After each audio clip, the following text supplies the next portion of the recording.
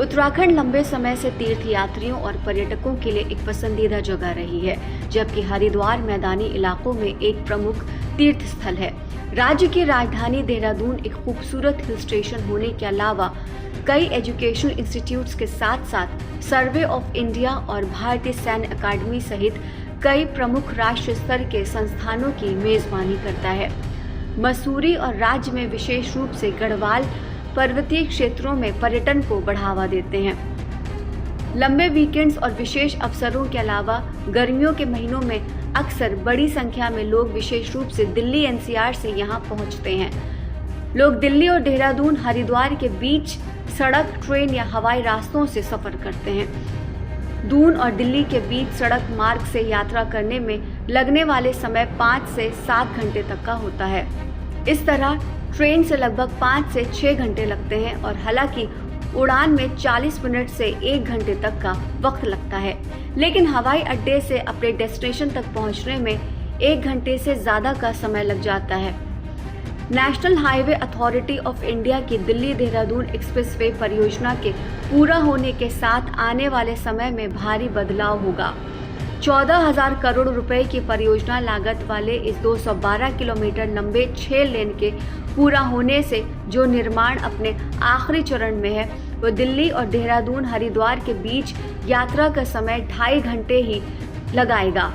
14,000 करोड़ रुपए की परियोजना लागत वाले इस 212 किलोमीटर लंबे 6 लेन के पूरा होने से जो निर्माण के अंतिम चरण में है, दिल्ली और देहरादून हरिद्वार के बीच यात्रा का समय घटकर 2.5 घंटे हो जाएगा। ये एक्सप्रेसवे दुनिया के लिए उदाहरण बनने की उम्मीद है, क्योंकि इसमें 13.8 किलोमीटर लंबी एलिवेटेड रोड भी है, जो इसे एशिया का सबसे लंबा वन्य जीव गलियारा बनाती है। परियोजना से जुड़े अधिकारियों का कहना है कि जिस हिस्से में एलिवेटेड रोड बनाई गई है, उसके एक तरफ राजाजी नेशनल पार्क और दूसरी तरफ शिवालिक वाइल्ड लाइफ सेंचुरी है। इस रास्ते से हर दिन औसतन 35,000 वाहन गुजरते हैं। उत्तर प्रदेश के सहारनपुर जिले में गणेशपुर और देहरादून में आशा रोडी के बीच राजमार्ग के मौजूदा हिस्से को चौड़ा करना, लेकिन इससे कहीं ज़्यादा एनवायरनमेंट को नुकसान हो सकता था और ह्यूमन वाइल्ड लाइफ कॉन्फ्लिक्ट बढ़ सकता था।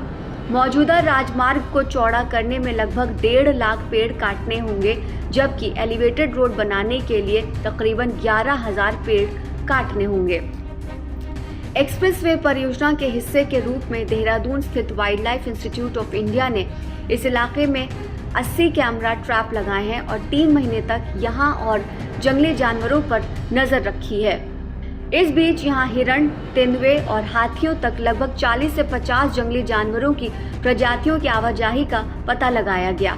पर्यावरण को बढ़ाने के लिए इस इलाके में 3 वृक्ष पुनर्जनन परियोजना शुरू करेगा, जो वन्य जीव और पर्यावरण के लिए भी फायदेमंद साबित होगा। इस समय भारत में इस तरह का सबसे लंबा वन्यजीव गलियारा लगभग 8 किलोमीटर लंबा है और पेंच में स्थित है, जो मध्य प्रदेश को महाराष्ट्र से जोड़ता है। हालांकि ये परियोजना न केवल देहरादून और हरिद्वार बल्कि दिल्ली में भी बदलाव लाने का वादा करती है, लेकिन कई लोग ऐसे भी हैं जिन्हें इस बड़े विकास के प्रभावों का नकारात्मक असर भी दिखता है। उनका कहना है कि इस परियोजना से लाभ होगा, लेकिन सवाल ये है कि क्या देहरादून और मसूरी आने वाले समय में होने वाले बड़े बदलाव को झेल पाएगा? क्या ये उसके लिए तैयार है? इस एक्सप्रेसवे के खुलने से देहरादून गाजियाबाद या फिर फरीदाबाद या फिर नोएडा की तरह एनसीआर का हिस्सा बन जाएगा। पर्यटकों की भारी भीड़ ने पहले ही ऋषिकेश को स्थानीय लोगों के लिए एक जाल में बदल दिया है। टूरिस्ट की भीड़ ट्रैफिक जाम जैसी सूरत पैदा कर देती है। एक्सप्रेसवे चालू होने के बाद इस इलाके की वन संपदा और रियल एस्टेट पर भी दबाव बढ़ेगा। हालांकि ऐसे प्रोजेक्ट से सभी को फायदा होता है, लेकिन ध्यान ये सुनिश्चित करने पर भी होना चाहिए कि स्थानीय लोगों को उससे ज़्यादा फायदा पहुंचे। इसके अलावा ऐसा लगता है कि यहाँ के अधिकारियों ने इस परियोजना से देहरादून और मसूरी पर पड़ने वाले नकारात्मक असर को रोकने के लिए कोई उपाय किया ही नहीं है। अधिकारियों का भरोसा है कि दिल्ली देहरादून एक्सप्रेसवे के खुलने से न केवल यात्रा के समय में भारी कटौती करके सार्वजनिक सुविधा बढ़ेगी, बल्कि इलाके में आर्थिक गतिविधियों को भी बढ़ावा मिलेगा। स्ट्रक्चरल डेवलपमेंट केंद्र सरकार का एक प्रमुख फोकस है। और आर्थिक प्रगति और सार्वजनिक कल्याण बेहद जरूरी है। कभी हरी भरी और शांत रहने वाली दून घाटी में हाल के सालों में हरियाली में काफी गिरावट आई है और भीड़ भाड़ और पोल्यूशन में बढ़त देखी गई है। शहर का मौजूदा बुनियादी ढांचा वहां के लोगों और टूरिस्ट की नीड्स को पूरा करने के लिए संघर्ष कर रहा है, क्योंकि भीड़ भाड़ और पार्किंग की समस्या ने खूबसूरती पर इसके धब्बा लगा दिया है। इन परियोजनाओं की अगले कुछ महीनों में पूरा होने की उम्मीद है, जिसे यातायात के लिए एक्सप्रेसवे के खुलने से भारी बदलाव आना तय है। लेकिन केवल समय ही बताएगा कि इस प्रमुख विकास की असली लागत क्या होगी।